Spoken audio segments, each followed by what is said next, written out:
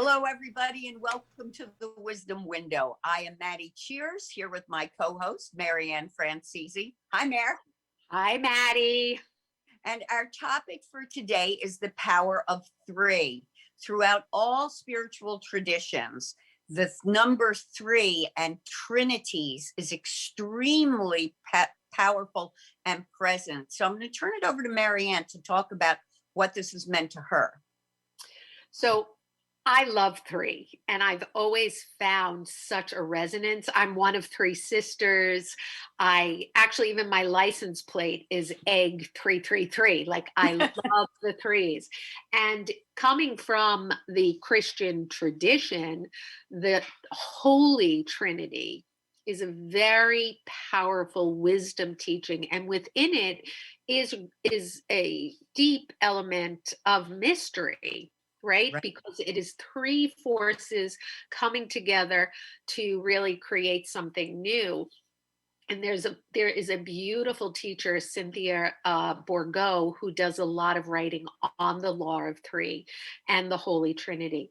And part of what she talks about is, okay, so we have these three forces, and a holy affirming force, a denying force. Now, those two forces are in opposition, they're divided.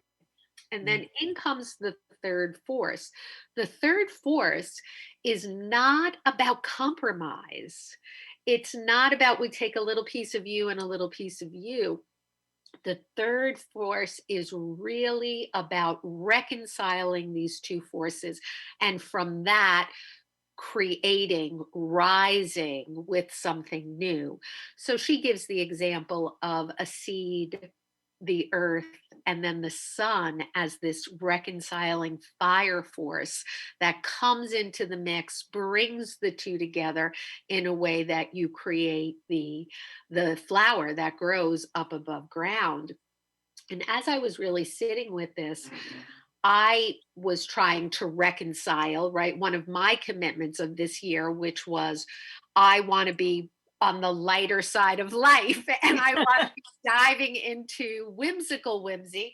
And I'm like, you know what? I keep just going deeper and deeper. Where is the whimsy? But what I realized in this teaching is that third force, that reconciling force, has an element of surprise to it. Right. It almost comes out of nowhere.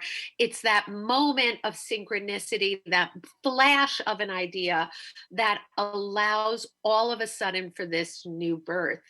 And the closest I've ever come to really experiencing that and in an embodied way, which is what we're talking about today, was when I was a surrogate for my sister Rosalie's baby, right?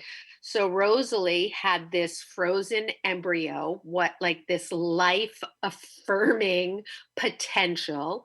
And then she had science telling her, after tremendous disappointments with fertility treatments, that she would never be able to carry this embryo. And science said basically to discard it. So she calls me holding uh, these two forces. What do I do with this frozen potential? And I can't. And she was in utter despair. And the despair I see now as that third reconciling force. And in her despair and in this all hope is gone, Maddi, it was as if a bell went off in my head. And this is now 17 years ago, before surrogacy was as common as it is today. And I was like, why not me? Why not I carry it? She's like, well, how about you're 42, you had your tubes tied, and you have 4 kids of your own. I don't think you're a viable option. But I knew in that moment it was a holy reconciliation for me of I will do this. So the idea of surrogacy came forth. Then in the actual pregnancy, right? I am mother and I am not mother. I have Mm. two opposing forces, and those two opposing forces created so much anxiety in me, which I never had in any of my other pregnancies. And that became the reconciling force because through that anxiety, I found Mary Magdalene and divine femininity. All of Mm. a sudden, I had to sink into a new spirituality to reconcile, to find faith again, and find sort of a surrogate church within me, a church that could hold this division in motherhood. And then when I was actually giving birth, it again, this force of mother, I'm giving birth now, and I am completely dying as the mother, right? In these two moments. And within that came this new role, a truly, truly of godmother. Because when Mary was born, when the baby was born, this is now my fifth birth I'm experiencing.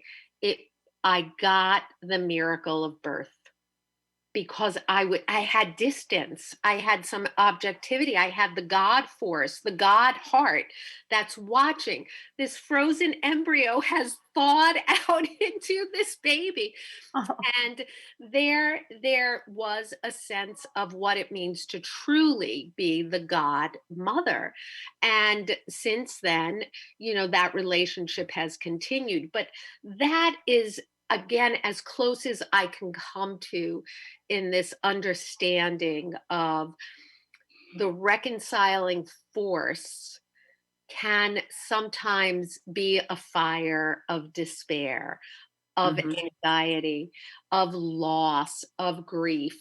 And that can really allow for the rising. It could also be other forces, but that was in my particular um, rising in those three.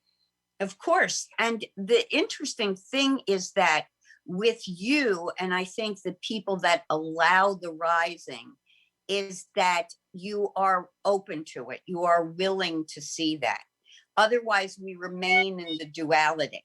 It's very interesting to me. I put up this post this week from Sri Swami. I can never say his name. I'm going to try as best I can. You're the best you can, Maddie. Sri Swami Satchidananda. Mm. And this very famous quote from him that says, "My way is the best way, is the cause of all human suffering." Hmm. So we get, and the interesting thing was, a lot of people loved it, a lot of response to it. People really, yes, that's so true. But then at the same time, several of the people who responded to it did posts later that were very politically divisive. So, Yeah. there's this break that we have when we feel threatened, Yeah. when we feel fearful, that keeps us from overcoming the duality. So if the trinity is me, you, and Mhm. we is the new thing that we're creating, right? Yeah. This we-ness, right? Love You that. have to be willing to see me and you as And equal. and I think you have to be willing to let go of a certain expectation of outcome. Right. That is the true surrender into this fertile void of creativity, of creating something completely new. And the other piece is, exactly from that quote, um, we have to start to eliminate the judgment and be able to Right. step back enough to say this is a force that is aggravating, it's agitating, right? This oppositional force. Right. The affirming force is, this makes sense, this is to affirm life, and this is really aggravating. But the aggravation, the agitation, is actually, which is what makes us stop and wake up. It's kind of what Mhm. we're talking, get conscious. Like, we need to pay attention here and actually cultivate and rise into something completely new, Yep. because either one is not going to solve. It will just create more fear on one side or the other. Right. Nobody wins. Mhm. Exactly. I read a really interesting piece this week on lying, Mm. and it was talking about why like over 70% of Americans don't trust the news. They don't trust the news, and they don't trust 75% of Americans don't trust the government. And when you look at what this, I should have written down his name, but I didn't. Sorry. He was talking about the worst thing about lying is that we come to never know the truth, Mm. right? So the lies, the power of the lies become that agitating force, Yes. right? But then the seeking truth becomes, it's my responsibility. Now I have the power to seek the truth, to feel into it. A lot of times when you're in the situation that we're in, where people feel like everybody's lying to them, right? Then it kind of empowers you. I mean, if you look at it the right way and Mhm. you want to create a world where truth is the ultimate, you're actually saying, in part, everybody has their own truth, Mhm. right? And the truth requires that listening so that we hear the truth in others, but it's also saying to you, okay, when we've had all this breakdown in our society to the point where nobody trusts the people in power or the people in the media giving you the news, whatever information you need, then you have the opportunity to empower yourself. Mhm. And when you empower yourself to sit and feel, and this is where I feel like spirituality comes into play, because you have to go to a place that is not material. We've talked about this before.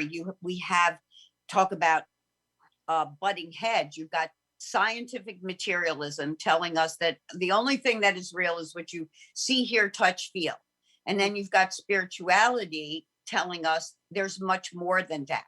And you've got to find that place in yourself where you know that to be true. Well, And and that has been a major split now for mhm, hundreds and hundreds of years of this opposing force between a religion and science, and what is truth and what is real, and what is seen as more legitimate, right? right, So there needs to be the interweave, this right. interweave of both, because even in the example of the surrogacy, we needed science to make the Hmm. miracle happen. We could not just, kick out her fertility doctors who said, get rid of this embryo, Right, discard it. They became part of the miracle team. Our belief in we can bring this forth, will you help us? The science was against us. They said, look, you got like a 10% chance. This is not ethical for us to put you through this.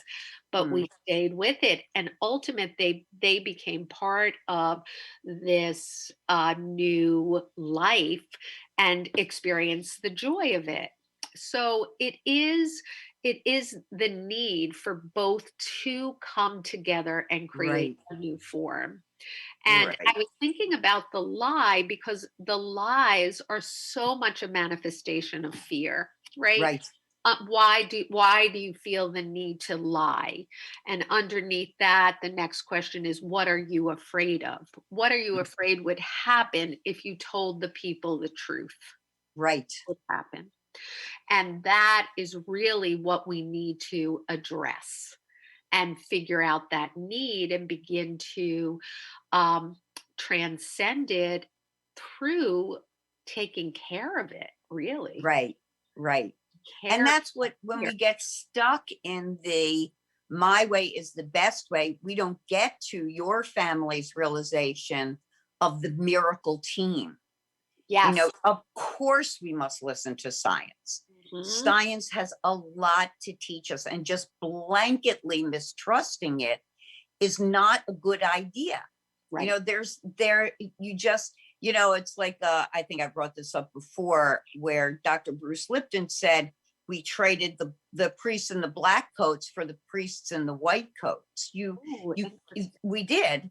And the problem we get into is the condemnation of each. yes. So what keeps us apart is an unwillingness to accept the fact that each has its own truth, each has its own validity. And when we look at that, when we look at the I and the we, and we come up with the new way, the I and the me and the new way, the third way, that's how we resolve the issues that we have. And that's exactly what Trinity teaches us. And also within the teachings of Trinity are the idea of your power to create that new way of walking in the world within yourself. Yes. Right. Yes. So you look at the dark side, you look at the light side of yourself, and then out of that examination comes your holy self. I think. And then manifesting that holy self in the world, serving your purpose, exploring your gift, and then expressing your gift, that energy raises the world up. And that's where the rising happens. That's what you and your family found. Right. In that experience, for sure. And there is a certain, as we're using this example of birth and other ways to give birth, right? It was an alternative way to give birth. There really is the force of the midwife, right? That's midwifing this new consciousness. And I think that if we're doing it individually, part of the division within ourselves, right? Those places in us that we're in our own inner battles with. And we all have these conversations in our head, right? Even me today with like, I called in whimsy and I feel like I've gotten deeper than ever over the last I'm getting more and more serious every day. There's a conflict there, right? But even bringing that forward allowed for this kind of transformation, like containing and moving with the anguish, with the despair, with the sense of I'm not getting it, and allowing that force to then create something new, to invoke something new, to call into manifestation what we need to continue to grow and to change. And I do love it because I also think if we go back to your lying example, I think, lying is one of those things where there's so much shame attached to it. And yet we all do it as human beings, whether it's for survival or even if it's telling a white lie not to hurt someone's feelings, or it's the embellishment of a story just to be more entertaining. But any of that, if we begin to recognize it in ourselves and understand what is the underlying factor there. I'm not judging that part of myself at all. I'm here to kind of understand it and then see if I can reconcile it with another way of being or showing up or just speaking to what's in front of us. Right. And that's where you had mentioned when we talked about this earlier this week, the idea of keeping the Trinity in balance, where if you look at the three forces within yourself, the body, mind, and spirit, right? If you look at that as one energetic entity that is you, right? And then you notice, oh, well, I'm too focused on the body, or I'm always listening to my mind. Where's my spirit? Where's my heart? However you want to look at that, then you can start to fine tune yourself and bring yourself back into balance. And if we don't have the concept of our Trinity, if we continue as a culture or even as a person to live in the duality, we do not move forward. We do not evolve. And so when you look at the whole body, mind, spirit concept, body, mind, soul, however it is that you're envisioning this, you have to find your way into balance. And you also have to know that there will be days when you don't feel like you're in balance, Yes. when you're out of balance, when something's threatening your balance, and the magic of whimsy, like you're talking about, I can't find my whimsy because it's, everything's so serious. I know. Well, let me tell you, there's everybody's so serious right now. We just had very good news that I'm hoping gets spread about how they expect herd immunity with coronavirus by April. Oh my gosh. I didn't. Yeah, that just came out today. And something like coronavirus cases are down like 77%. And I mean, we don't hear the good news. That often happens because it's overshadowed. I got the notice and the article on Facebook. I think it was posted by, it was posted by Carolina Allen. But when I went to all the news outlets, I didn't see a single thing about it.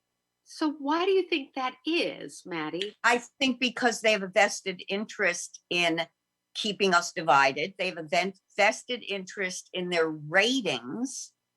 So of course, we don't want to overshadow the whatever it is that we're reporting on this week. That's, we're blaming the whole blame game that we're doing this week by one entity or the other. We don't want to overshadow that with, oh, good news. You mean we could actually make people happy? No, oh no, not that,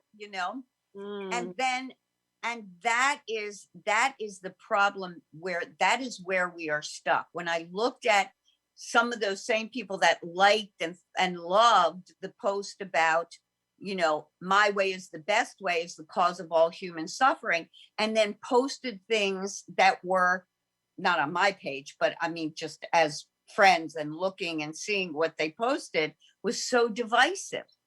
Well, Maddi, how do you do it? Because I know there are certain things, right, where I just get to the place of, I am right about this. But this other way is really wrong. It's like, how do you, when you get that feeling, like, what do you do with it? Well, I always go back to what Tom Porter said, the Mohawk spiritual leader, for those of you that are new to this program, about we have to sit down and talk. And sometimes that talk is inside yourself. Yes. I certainly get angry over stuff. I certainly feel like things are unjust or people are lying or, and of course it raises that anger in you. But you have to recognize that the anger is like your warning system. Yes. Okay, this is the warning system. Now let's look at this. And then you have to have the compassion. And this does take practice. I don't think I was in this place till I was like 65. And then you have to have practice enough at that compassionate part of yourself to say, oh, that's another person in fear. How can I relate that to like you said earlier, my own fear? And then show that person the compassion that they need, rather than putting up a knee-jerk post that says that's going to offend half the population of our country. And then if you can do that, you can get to the point where you can be very discerning about what other people are saying. So you can ignore the people that are trying to push your buttons. And you can go, oh, I can see that for what that is. That guy just wants to stay in power, or that guy just wants to make money, or that woman just wants to start a fight. So it is a matter of practice. And very often, those of us who have reached that wisdom keeper phase are the ones that have enough practice at that. And very often, it is the ones of us who are mothers and aunties. It is that mother goddess figure, that that archetype, and even more important, the archetype of the clan mother that we talked about last Yes, week. yes. It is that archetype that we have to focus on. Mhm. And we're not raised with it as we talked about it. So it's one of the reasons you and I are doing this show. Right. Right. It's, And really it's to to try to embody that that- archetype, embody that wisdom. yes. And like we have spoken about, it doesn't mean that there isn't discernment with it between right and wrong. Like there is Right. clearly the right and wrong and consequence for right and wrong. But within that system, it leaves room for transformation, right? For Right. the ability to have it met with another type of energy.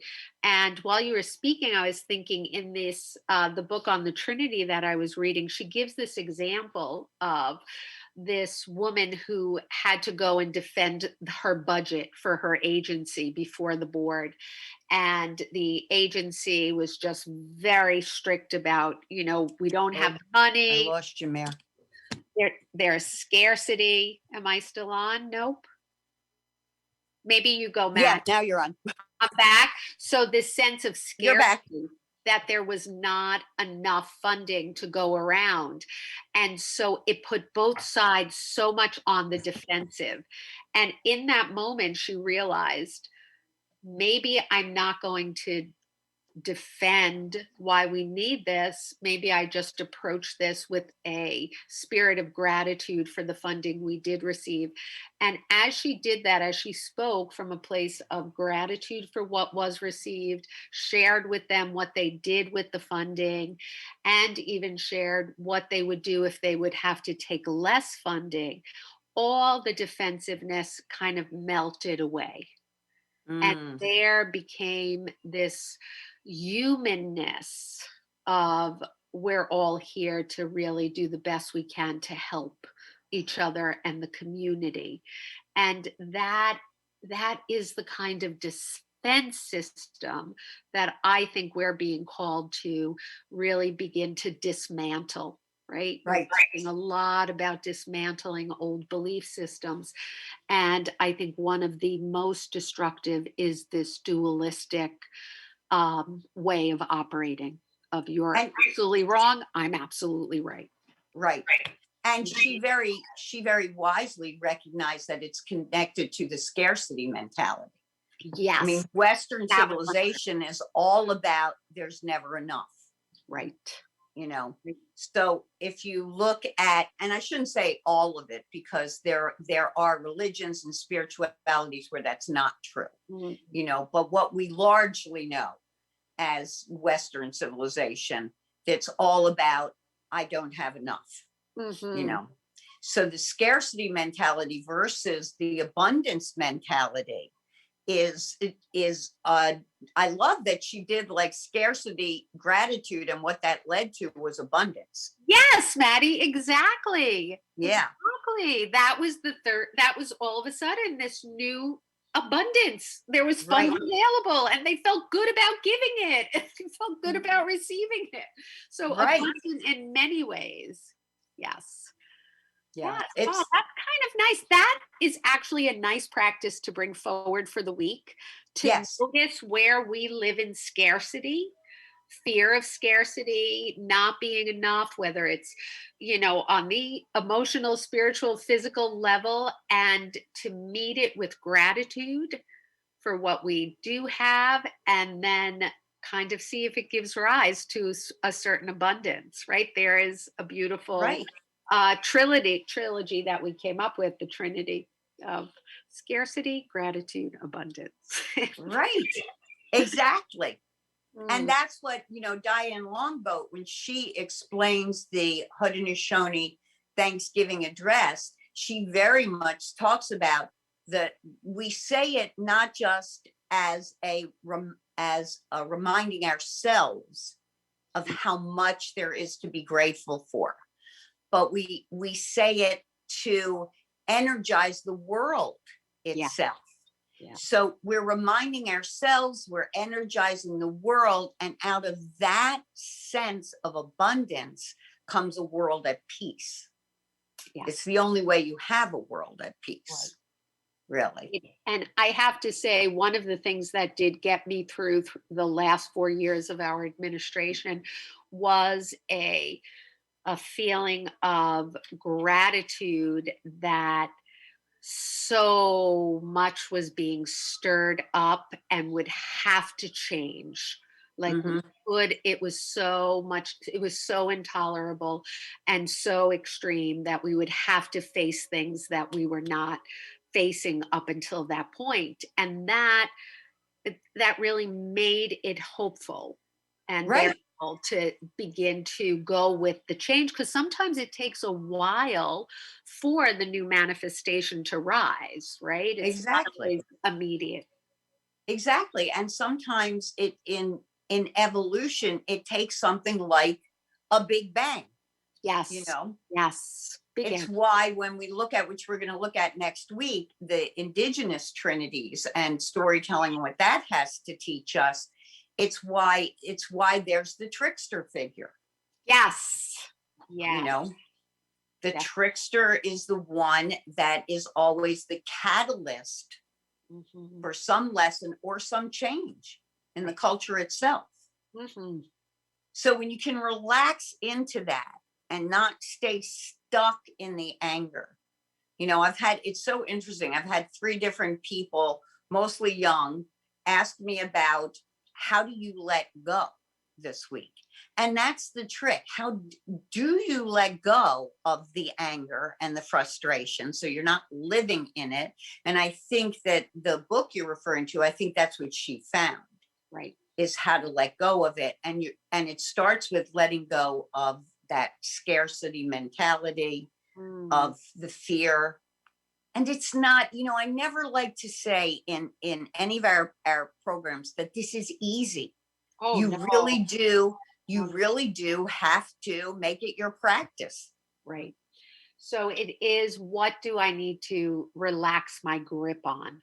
Right? What am I Hmm. gripping onto so strongly? And even just relaxing the grip and seeing what then begins to unfold. Mm. Yep. So that's what we should do. We're going to leave you with that today, listeners. Look at where you feel like scarcity Yes. is a theme for Yourself. you, or fear, Yeah. and where you can transmute that into abundance. Lie, And truth, you could be looking at any of those. Hmm.